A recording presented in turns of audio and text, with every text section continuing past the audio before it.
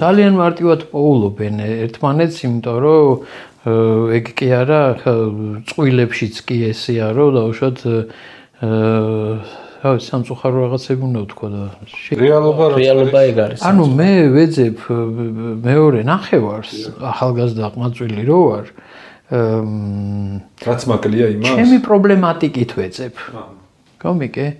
ანუ ის რაც თუნდაც დეფიციტურია, თუ ის რაც არ მაქვს, მაკლია რაც თქვენ თქვით, ანდა რაღაც უარყოფითი მაქვს მე. ანუ მეც მაქვს რაღაც პრობლემა და შენც გაქვს პრობლემა და ჩვენ ამ პრობლემით აღმოჩნდებით ერთ სივრცეში. ნუ ერთნაირი პრობლემები გვაქვს და კარგად გრძნობთ თავს ერთად. აბა როგორი სათქმელია ეს, რომ ახალგაზრდას უთხრა ეს, რომ იცი რა, შენ მოძებნი ამ პრინციპით. წარმოდგენა არა გაქვს შენ, რომ რა პრინციპებით ხდება, ესე იგი დაწყვილება და დაძახება ერთმანეთის. მე ჩემს მსგავს ვეძახი.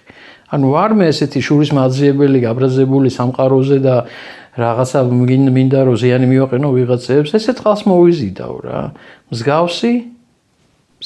ესეც ქვეცნობიერის ეს ჩადებულია რაღაცნაირად ის რაც ეხლა თქვი რომ მსგავს ეძებს, ხო?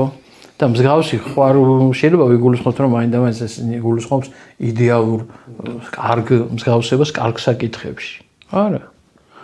არ მიყვარს იცით იმ სიტყვების გამეორება, რაც ხშირად შეიძლება მოვისმინოთ, რომ ადამიანს აქვს დაცემული ბუნება.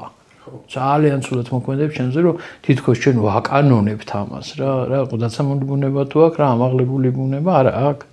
ხო, მაგრამ რა ვქნათ, რომ ესეთი რაღაცა დოქტრინალური ხედვა არის, რომ აქვს რაღაცა ძალიან მიდრეკილი შეიძლება იყოს რაღაც უარყოფითისკენ ხშირ შემთხვევაში, მით უმეტეს თუ ზნეობრივი და მორალური ღირებულებებით არ არის ჩამოყალიბებული და აღზრდილი.